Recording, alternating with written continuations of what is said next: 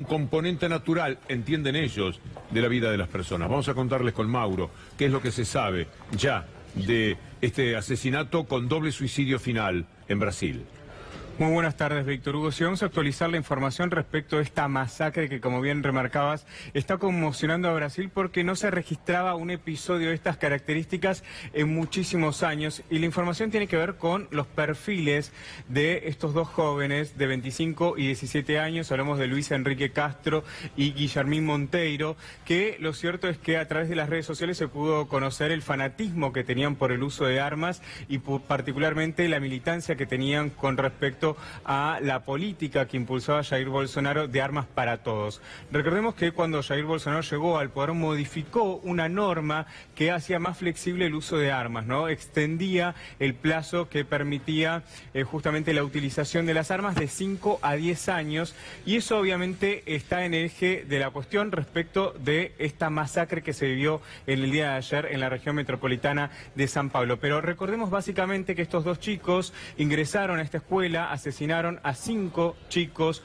2 empleadas de la institución, un hombre que previo a este tiroteo fue asesinado en una concesionaria y la información, más allá de que hoy tiene que ver con todo el velatorio, que fue muy fuerte, las imágenes recorrió en el mundo porque Brasil, si bien tiene las tasas más altas de homicidio, hablamos de 30 por cada 100.000 habitantes. Para que tengamos una idea, estamos hablando de 175 muertos por día. Es decir, es una de las tasas... Por día, es una de las tasas más altas que hay, por eso es que Jair Bolsonaro utilizó esto como forma de campaña, el hecho de utilizar las armas como defensa personal, ¿no? Apenas Bolsonaro fue elegido presidente, la cotización de las empresas de fabricación de armas crecieron porque justamente es una de las políticas que él está impulsando en medio de este episodio que sin duda es uno de los más trágicos que se está recordando de Brasil, ¿no? ¿Hubo algún caso similar en Brasil, Mau? Porque yo en Argentina recuerdo, bueno, el de Carmen de Patagones con ese chico menor de edad, pero no sé si hubo otro así tan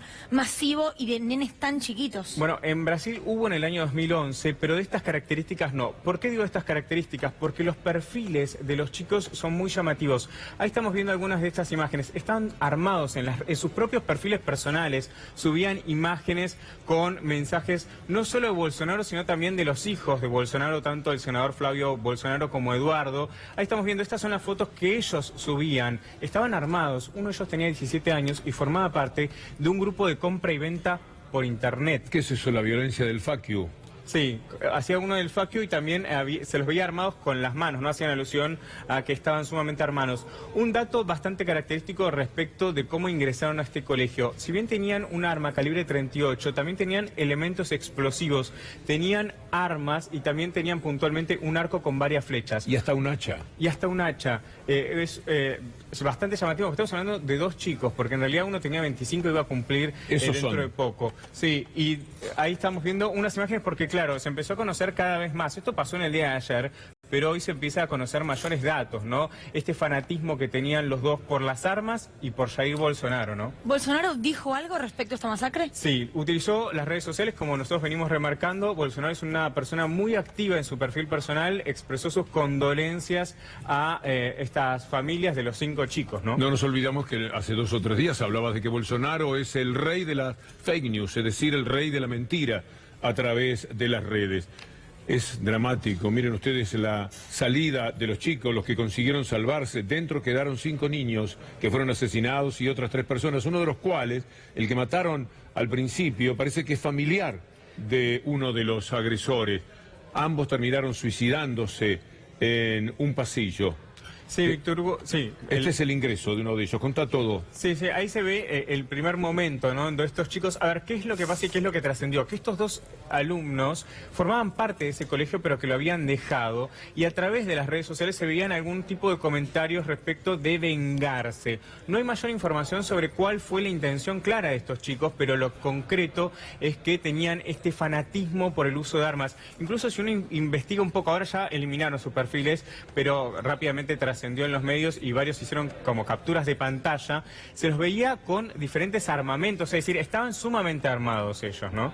Bueno, ahí se ve cómo entra el segundo ya con cadáveres en el piso y actúa con total frialdad, dejó las cosas en el suelo. Ahora van a venir, claro. van a empezar a aparecer. los chicos. Ahí estaba que afirmando Sí. la muerte de los que ya habían caído. Sí. Sí, y es tremendo lo que tiene que ver con los relatos de las personas que estuvieron y que escuchaban esta situación, porque claro, como les decía, no se registraba, a ver, sí se registran hechos de violencia y de homicidios, como les decía, 175 por día, pero no este tiroteo de esta magnitud, ¿no? Es tremendo cuando se cruzaba esa chica ahí en el camino. Parece una película, ¿no? Parece algo armado.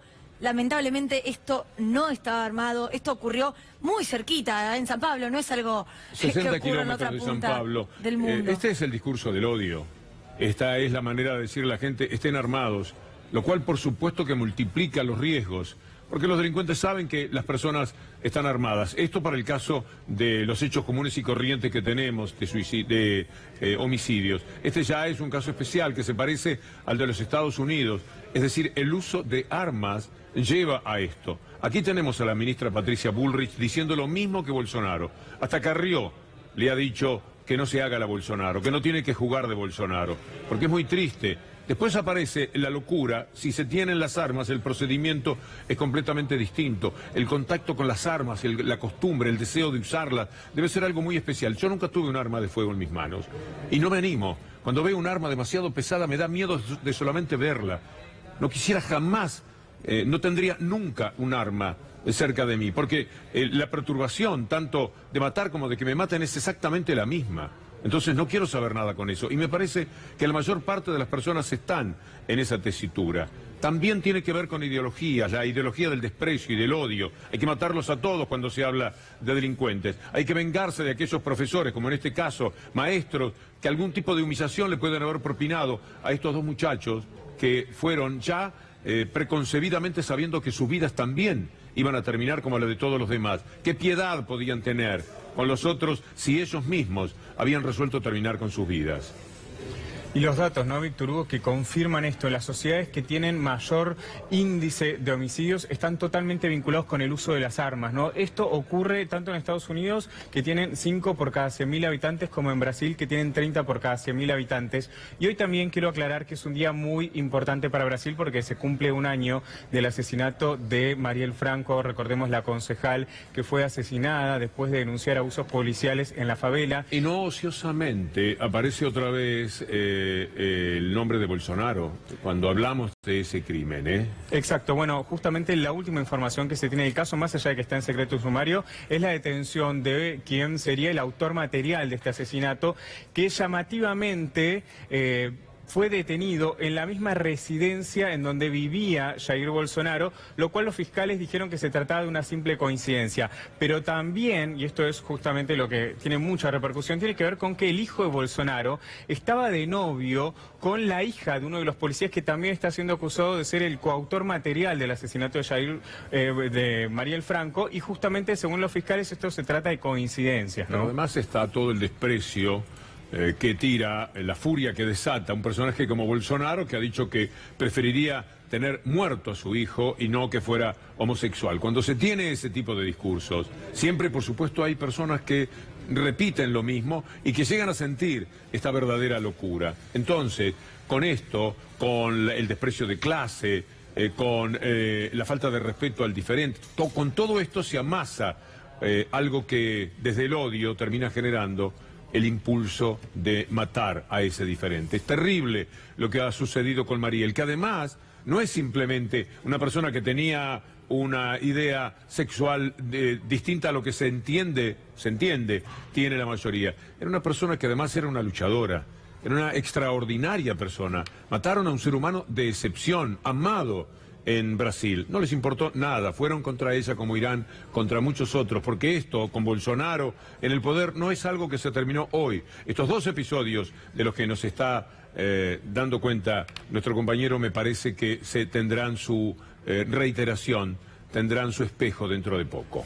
Y además, Mau, me parece que está bueno remarcar lo que pasó en el recital de Katy Perry, una cantante estadounidense reconocida mundialmente que estuvo presentándose en Brasil y que en el medio del recital, en la pantalla gigante del escenario, pusieron una imagen de Marielle Franco para tomar dimensión de lo que el mundo ve de Brasil, ¿no? Porque es una cantante que yo imagino que se enteró de quién era Bolsonaro y de quién era esta mujer posiblemente hace muy poco tiempo. Bueno, justamente el legado que deja Marielle Franco está conmoviendo al mundo entero. ejemplo, porque, a ver, ella no solo denunció abusos policiales en la favela, sino que ella trazó un paralelismo con la crisis económica y el aumento de la violencia policial en aquellos sectores de clases más bajas, ¿no? Y ella lo demostraba y lo denunciaba. Una cosa lleva a la otra, es lo mismo que está ocurriendo en la Argentina, la violencia policial como corolario de la dificultad para vivir que tiene la gente. No comen, se aumenta la delincuencia, hay una enorme brecha social y eso genera que haya una respuesta de ese colectivo que lo padece,